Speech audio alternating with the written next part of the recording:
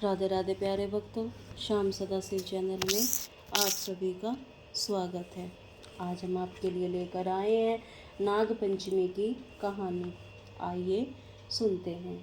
एक साहूकार था, उसके 7 बेटे और 7 बहुएं थी। सातों बहुएं जोहड़ की मिट्टी लेने गई। वहाँ मिट्टी में से एक सांप निकला। सारी देवरानी जिठानी सांप को मारने लगी तो छोटी बहू ने सांप को मारने नहीं दिया। उसने सांप को धर्म का भाई बना दिया। सारी जेठानी बोली, कल इसकी छलनी लाने की बारी है। वहाँ पर सांप निकलेगा और इसे डस लेगा। जब वह दूसरे दिन छलनी लेने गई तो वहाँ पर सांप बैठा था। उसने जोर से फुंकार मारी। वह बोली, भाई जी राम राम। सांप बोला, तूने मेरे को भाई बोल दिया, नहीं तो मैं तेरे को खा जाता। वह बोली, तुम मेरे धर्म के भाई हो और मैं तुम्हारी धर्म की बहन, इसीलिए तुम मेरे को कैसे खा जाते। जब वह घर आई तो उसे देखकर जेठानी अब बोली, इसे तो सांप देवता ने नहीं खाया। वहां से भी वापस आ गई। थोड़ी देर बाद सांप धर्म का भाई बनकर उसको लेने आ गया। बोला, मेरी बहन को भेज दो। तब जेठानिया बोली कि हमारा तो पीहर भी है और इसके कोई लेने नहीं आया। इसका पीहर नहीं है। जब भी इसका भाई लेने आ गया, बाद में उसको सिर धोकर मेहंदी लगाकर और सामान इकट्ठा करके भेज दिया।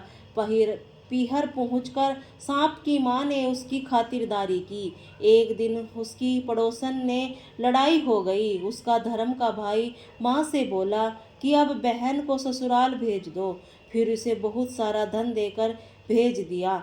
तब वहाँ पर आई ताई चाची बोली, बहू तेरा भाई बहुत लाड़ चाव करता है, तेरे को 6 कोठे की ताली भी दे दो। परंतु 7वें कोठे की ताली नहीं दी। तब वह अपने मन में बोली, भाई ने तो मुझे 7वें कोठे की चाबी क्यों नहीं दी।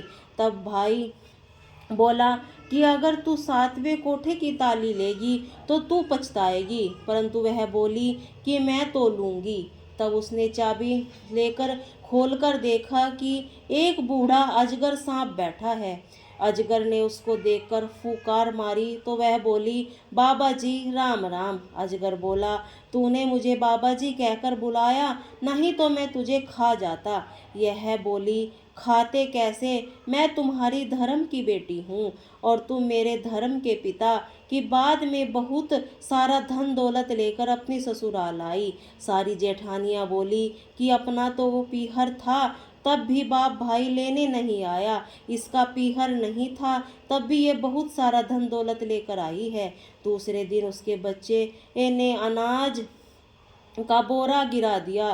तब उसकी ताई बोली, तेरा तो नाना मामा है और उसे सुनता होगा तो वह सोने चांदी की अनाज की बोरी मंगवा कर दे जाए, तुम हमारा अनाज नहीं गिराओगे। तब लड़के लड़की ने अपनी माँ के पास आकर बोला तो सांप ने सुन लिया। उसकी बात सुनकर सांप ने अपनी माँ से आकर कहा, माँ, बहन को तो बहन की जेठानियाँ ताना मारती हैं, इसीलिए मैं उसे सोने चांदी की बोरी देकर आऊँगा। तो सोने की 2 चांदी की बोरी रखवा दी। दूसरे दिन झाड़ बिखरे रहते थे तो ताई बोली, तुम्हारे नाना मामा तो अजगर और सांप हैं, वह तो सोने चांदी की बनवा देंगे, इसीलिए हमारी झाड़ू मत बिखेरो। तब सांप अपनी माँ से फिर जाकर बोला, बहन को तो और ताना मार रही हैं, इसीलिए वह सोने चांदी की झाड़ू देकर आऊँगा। झाड़ू बनवा कर दे आया। यह देखकर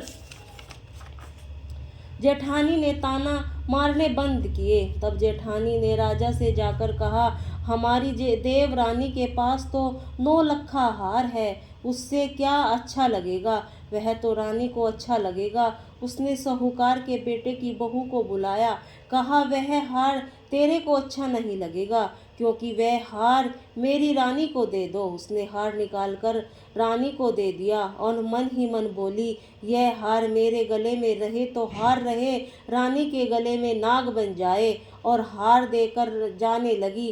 रानी ने गले में हार पहनते ही हार सांप बन गया। और काटने लगा। जब रानी चिल्लाई कि साहूकार के बेटे की बहू को बुलाओ और वह मेरे ऊपर क्या जादू टोना कर गई है। राजा ने साहूकार के बेटे की बहू को बुलाया और पूछा, तू क्या जादू टोना करके गई है? तो रानी ने पहनते ही हार सांप बन गया। उसने कहा, मेरे पीहर नहीं था, मैंने सांप को भाई बनाया था, मुझे तो सांप देवता ही हार दिया है। राजा ने यह बात सुनकर हार वापस दे दिया और साथ ही एक हार और भी दिया। यह देखकर देवरानी जेठानी ने सोचा कि यह तो राजा रानी से भी नहीं डरी और इसके पति को सिखा दिया। कहा, यह धन कहाँ से लाती है? तो रात को इसके पति ने उसे मारा और पूछा कि तू धन कहाँ से लाई है? उसने अपने पति को सारी कहानी बता दी और कहा, यह धन मुझे उस सर्प देवता ने दिया जिसके उससे पति ने सारे गांव में ढिंडोरा पिटवा दिया। जब कोई नाग पंचमी को ठंडी रोटी खाए और बयाना निकाले, कोई इस कहानी को जो कोई पढ़ता और सुनता है, उसकी नाग देवता की कृपा से सभी मनोकामनाएं पूर्ण होती हैं। बोलिए राधे राधे।